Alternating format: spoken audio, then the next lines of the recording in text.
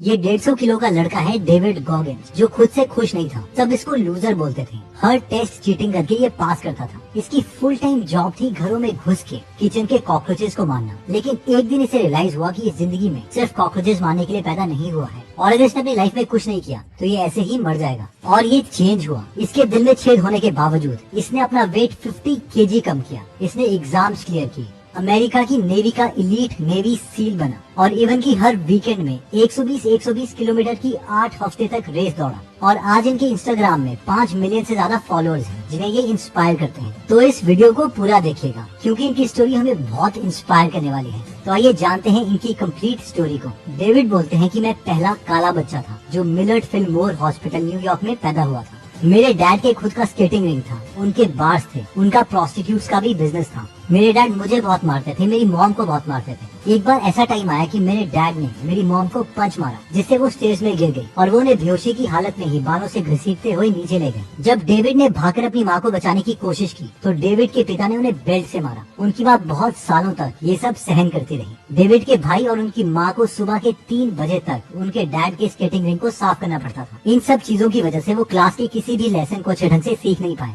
David कहते हैं कि जब मैं 8 साल का हुआ तो मेरी माँ ने थोड़ी हिम्मत दिखाई और मेरे डैड को छोड़ दिया। उसके बाद वो ब्राजीलियन इंडियाना नाम के एक छोटे गांव में शिफ्ट हो गए। लेकिन वहाँ पर भी एक बड़ा चैलेंज आया। वहाँ पर स्कूल में डेविड को कुछ समझ नहीं आता था, इसलिए उन्होंने चीटिंग करना स्टार्ट कर दिया। उन्होंने चीटिंग करके ही हाई स्कूल भी पास किया। वहाँ पर बहुत से बच्चे उन्हें काला काला कहकर बुलाते थे। कहीं लोग उनकी नोटबुक में लिख देते, nigger we will kill you. David को इन बातों से बहुत गुस्सा आता। एक बार डेविड और उनका कजन भाई सड़क से जा रहे थे। एक कार वहाँ से जा रही थी। उस कार में से एक गोरे लड़के ने चिल्लाकर कहा, अबे काले लड़कों, ओ काले लड़कों। डेविड और उनके भाई ने इसे इग्नोर कर दिया। लेकिन कुछ देर के बाद वो कार रुक गई। वो लड़का गाड़ी से उतरा और उसने बंदूक निकालकर डेविड के सर पर लगा दिया। डेविड डर गए, लेकिन उन्होंने कुछ भी नहीं किया। कुछ देर के बाद वो लड़का वापस कार में बैठा और चला गया। डेविड को बहुत गुस्सा आया कि उन्होंने तो कुछ भी गलत नहीं किया था, पर फिर भी लोग उन्हें क्यों हर्ट करते हैं। वो इन सब चीजों से बहुत परेशान हो गए थे, इसलिए उन्होंने वही कर दिया जो बाकी लोग चाहते थे। डेविड ने गुंडों की तरह ढीले कपड़े पहनना स्टार्ट कर दिया और अजीब सा हेयर स्टाइल रखा। उनके नाना ने उन्हें जन्मदिन पर एक सेकंड हैंड कार दी थी। डेविड ने उस कार में एक बहुत बड़ा लाउड स्पीकर लगाया और फिर ऊंची वॉल्यूम में म्यूजिक चलाना शुरू कर दिया। वो गाड़ी चलाकर स्कूल पहुंचते थे और बहुत ही तेज आवाज में म्यूजिक बजाया करते थे। डेविड ने उन लोगों के साथ वैसा ही एटीट्यूड दिखाना शुरू कर दिया जैसे वो लोग डेविड के साथ करते थे। उनके नाना एयरफोर्स से रिटायर्ड कुक थे। उन्हें अपनी नौकरी पर बहुत गर्व था। वो हर संडे चर्च अपनी यूनिफॉर्म पहनकर ही जाते थे। डेविड को पैरा रेस्क्यू में बहुत दिलचस्पी हो गई थी। ये वो सोल्जर होते हैं जो प्लेन से पैराशूट पहनकर रेस्क्यू मिशन के लिए जंप करते हैं। उन्हें लगा एयरफोर्स में जाना बहुत आसान होगा, लेकिन बाद में उन्हें पता चला कि इसके लिए उन्हें ASVAB टेस्ट देना पड़ेगा। उन्हें पता था कि अगर उन्हें ये एग्जाम क्लियर करना है तो उन्हें बदलना होगा। क्योंकि डेविड हर सब्जेक्ट में फेल हो रहे थे, वे अक्सर स्कूल में एब्सेंट रहते थे। उनकी माँ को स्कूल से एक लेटर भी मिला था जिसमें लिखा था कि अगर उनके बेटे ने इम्प्रूव नहीं किया तो वो स्कूल कभी पास नहीं कर पाएंगे। डेविड कहते हैं कि मैं लाइफ में कुछ बड़ा करना चाहता था कि जब भी मैं खुद को शीशे में देखूं तो मैं अपने ऊपर प्राउड फील करूं। लेकिन जब भी मैं खुद को शीशे में देखता था तो मुझे खुद पर गुस्सा आता था कि ये कौन है। मुझे ऐसा नहीं बनना था। मैं चाहता था जब भी लोग मुझे देखें तो वो मेरी रिस्पेक्ट करें, मुझसे प्यार करें। जब एग्जाम की बारी आई तो उन्होंने एक पैराग्राफ पढ़ा, लेकिन उन्हें कुछ भी समझ नहीं आया। उन्होंने दोबारा से पैराग्राफ पढ़ा, फिर उन्हें समझ नहीं आया। उन्होंने थर्ड टाइम पढ़ा, फिर उन्हें समझ नहीं आया। फिर उन्होंने उस पैराग्राफ को लिखना स्टार्ट किया। उन्हें फिर भी वो पैराग्राफ समझ नहीं आया। उन्होंने फिर लिखा, उन्हें फिर पैराग्राफ समझ नहीं आया। लेकिन इवेंचुअली वो ऐसा करते गए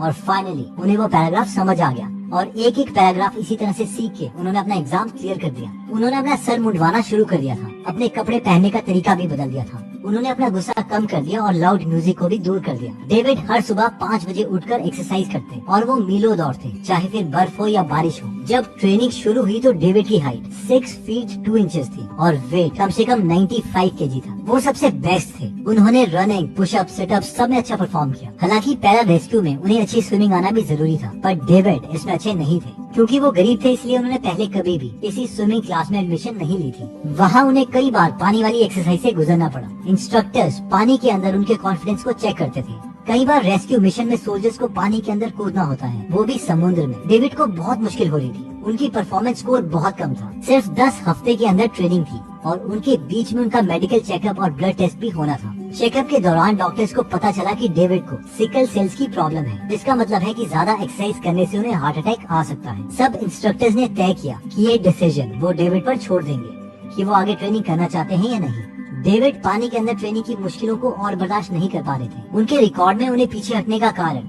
सिकल सेल्स बताया गया, लेकिन डेविड जानते थे कि उन्होंने हार मान ली थी और उन्होंने खुद को कभी पुश नहीं किया। वो खुद से बहुत नाराज थे। उन्होंने अपनी लाइफ को चेंज करने का एक मौका गंवा दिया था। वहाँ से छुट्टी मिलने के बाद हॉस्पिटल के कब्रिस्तान में सिक्योरिटी गार्ड की जॉब उन्होंने ज्वाइन कर ली। वहाँ पर उन्हें बहुत कम पैसे मिलते थे। अपने फेलियर से डील करने के लिए डेविड हद से ज्यादा खाने लगे, जिसकी वजह से उनका वेट 150 केजीज हो गया। एक रात हॉस्पिटल में डेविड को एक लड़के से बात करने का मौका मिला जो इकोलैब नाम की कंपनी में काम करता था। वो एक पेस्ट कंट्रोल कंपनी थी। उसने कहा कि उसे फ्री में एक ट्रक मिलता है और उसके ऊपर हुक्म चलाने वाला बॉस नहीं है। उसे डेविड की सैलरी से 30% ज्यादा मिलता था। तो डेविड इस काम को करने के लिए तैयार हो गए। हालांकि वो काम करना थोड़ा मुश्किल था। डेविड को पूरी रात एक रेस्टोरेंट से दूसरे रेस्टोरेंट में चूहे और कॉकरोच मारने का काम मिला। ये लोग रेस्टोरेंट में जाकर गंदी किचन में चूहे पकड़ने के लिए ट्रैप लगाते और कॉकरोच मारने के लिए स्प्रे करते। एक बार एक रेस्टोरेंट में उन्हें किचन के बेसिन के नीचे कॉकरोचेस का बहुत बड़ा घर दिखा। उन्होंने उसके ऊपर स्प्रे किया। सारे कॉकरोचेस बाहर निकल गए। कुछ दीवार के ऊपर चढ़े, कुछ उनके ऊपर चढ़ गए। तब जाके उन्हें महसूस हुआ कि अब बहुत हो गया। वो उस रेस्टोरेंट से भाग गए। जब वो घर पहुंचे तो सबसे पहले उन्होंने नहा के खुद को साफ किया। जब वो नहाकर बाहर आए तो डेविड ने टीवी पर कमर्शियल देखा। वो नेवी सील के लिए था,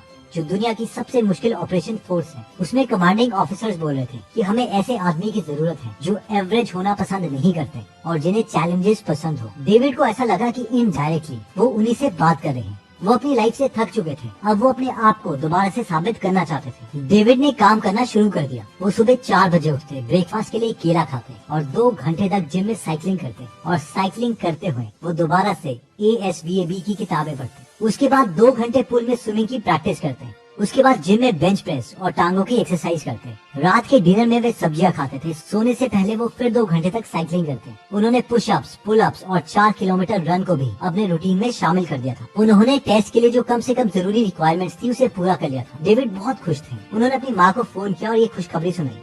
सील के लिए जितना वजन चाहिए था उन्होंने वो अभी अचीव कर लिया था, लेकिन ये तो बस अभी स्टार्टिंग थी। बर्ड्स नेवी सील बनने के लिए 6 महीने की ट्रेनिंग होती है। ये 3 फेजेस में डिवाइडेड है। पहले फेज में फिजिकल ट्रेनिंग पार करनी पड़ती है, दूसरे फेज में डाइविंग ट्रेनिंग होती है और तीसरे फेज में वॉर की ट्रेनिंग होती है। इस ट्रेनिंग को एवरेज सिर्फ 20% ही लोग पूरा कर पाते हैं। बहुत से ट्रेनी बीच में ही छोड़ के चले जाते हैं, क्योंकि इसमें सिर्फ फिजिकल ताकत नहीं बल्कि उनकी सहन करने की मेंटल एबिलिटी को भी टेस्ट किया जाता है। डेविड 2 बार इस ट्रेनिंग में फेल हो गए। पहली बार उनको डबल निमोनिया हो गया था, दूसरी बार उनका घुटना टूट गया था और फिर भी उन्होंने हार नहीं मानी और तीसरी बार ट्राई किया तो वो नेवी सील बन गए। डेविड को लास्ट चांस दिया गया था और कहा गया था कि इस बार उन्हें चोट लगती है तो बस यहाँ पर सब खत्म हो जाएगा। इसीलिए उन्होंने सोच लिया था कि अगर उनकी हड्डी भी टूट गई तो भी वो हार नहीं मानेंगे। डेविड अकेले ऐसे शख्स हैं जिन्होंने 3 बार नेवी सील के लिए ट्राई किया, लेकिन एंड में वो सक्सेसफुल हुए। सब लोग डेविड से पूछते हैं कि तुम नेवी सील ट्रेनिंग में 18 महीने कैसे रहे? ये ट्रेनिंग तो सिर्फ 6 महीने की होती है। तुमने 3 बार हेल वीक को कैसे कंप्लीट किया? क्योंकि बहुत सारे ट्रेनी तो इसे बीच में ही छोड़ के चले जाते हैं। तो डेविड कहते हैं कि जिस भी ट्रेनी से ये हेल वीक नहीं सहन होता तो उन्हें हार मानने के लिए पहले 3 बार घंटी बजानी पड़ती है और फिर अपने हेलमेट को सीमेंट के पैच पर रखना पड़ता है। पर डेविड उनमें से एक नहीं बनना चाहते थे। डेविड ने ये सीख लिया था कि अपने माइंड को वो कैसे कंट्रोल कर सकते हैं। नेवी सील बनने के बाद भी डेविड रुके नहीं। वे अपने आप को चैलेंज करने के लिए बहुत सारे रास्ते निकालते रहे। उन्होंने आर्मी रेंजर्स स्कूल ज्वाइन किया और वहाँ से ऑनर मैन अवार्ड के लिए ग्रेजुएट हुए। डेविड ने 2 साल पहले हायरिंग ऑफिसर्स के रूप में भी काम किया। वे एक स्कूल से दूसरे स्कूल जाते थे और अपनी स्टोरी शेयर करके स्टूडेंट्स को इंस्पायर करते। डेविड का मैराथन और ट्राई एथलीट में भी सक्सेसफुल करियर रहा। उन्होंने San Diego 1 day ultra marathon में हिस्सा लिया, जहां उन्हें 24 घंटे में 120 किलोमीटर दौड़ना पड़ता है। डेविड ने इसे 19 घंटे में ही पूरा कर लिया। इसके बाद उन्होंने लास वेगास मैराथन और हवाई में हर्ट 100 में भी हिस्सा लिया। डेविड ने इस मैराथन में इसलिए हिस्सा लिया ताकि उन्हें बैड वाटर अल्ट्रा मैराथन में बुलाया जाए। वो स्पेशल ऑपरेशन वॉरियर फाउंडेशन के लिए भी पैसे जमा करना चाहते थे। ये ऑर्गेनाइजेशन शहीद सैनिकों के बच्चों को स्कूल और कॉलेज में स्कॉलरशिप देती है। Bad water ultra marathon 150 kilometre की दूरी तय करनी होती है। ये दुनिया की सबसे मुश्किल फुट रेस मानी जाती है। डेविड पहली बार में 5th पोजीशन पर आए, दूसरी बार में 3rd पोजीशन पर, और इस तरह से उन्होंने इस ऑर्गेनाइजेशन के लिए 15 करोड़ रुपीस जमा किए। अल्ट्रा मैराथन जीतने के बाद डेविड ट्राई एथलीट में शामिल हुए। उन्होंने 2006 में अल्ट्रा वर्ल्ड चैंपियनशिप और 2008 में आयरन मैन वर्ल्ड चैंपियनशिप में हिस्सा लिया। जैसे वे हमेशा कहते हैं, उन्होंने अपने माइंड और बॉडी को तैयार कर लिया था वो सुबह जल्दी उठकर बहुत दूर तक दौड़ते थे, कई घंटों तक स्विमिंग करते रहते और बाइक पर पसीना बहाते। डेविड ने रेस के दौरान भी बहुत सारी मुश्किलें महसूस की, खुद पर कभी कभी डाउट भी किया, पर इन सब के बावजूद उन्होंने कभी भी क्विट नहीं किया। 2009 में ये रेस ऑफ अमेरिका के लिए ट्रेनिंग ले रहे थे। इस रेस में बाइक पर अमेरिका के बहुत सारे स्टेट्स को कवर करना था। डेविड जो भी स्टेट कवर करते थे उनके माइल्स रिकॉर्ड कर रहे थे, लेकिन उनका दिल 150 बीट्स पर मिनट पर धड़क रहा था, जिसकी वजह से उन्हें कुछ अजीब सा महसूस होने लगा। जब वो डॉक्टर्स के पास गए तो डॉक्टर ने उन्हें कहा कि उन्हें ESD है। इसका मतलब है कि डेविड के दिल में छेद है और वो इसी के साथ पैदा हुए थे। डॉक्टर्स को यकीन नहीं हुआ कि वो इतना फिजिकल एक्टिविटी कैसे करते हैं। उन्हें बताया गया कि उनकी सर्जरी बहुत जरूरी है और उनके दिल में छेद को बंद करने के लिए पैच लगाना पड़ेगा। उनकी पहली सर्जरी फेल हो गई, लेकिन दूसरी सक्सेसफुल हुई। डेविड को कुछ भी रोक नहीं सका, ESD भी नहीं। इसके बाद उनका अगला टारगेट था पुलअप्स। वो अपना नाम Guinness book of world record में लिखाना चाहते थे। उन्हें 24 घंटे में 4020 पुलअप्स करने का रिकॉर्ड तोड़ना था। डेविड पहली और दूसरी कोशिश में नाकाम रहे, लेकिन third time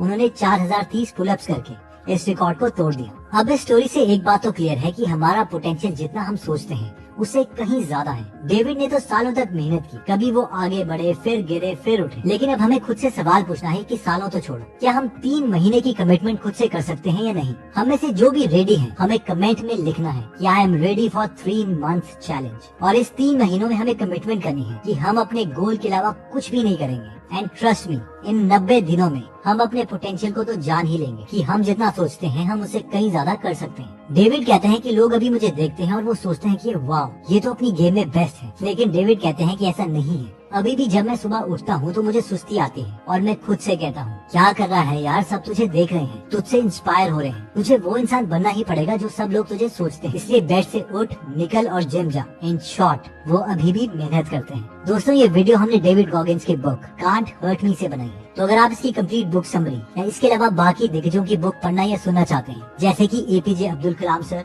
Elon Musk, Ratan Tata sir etcetera,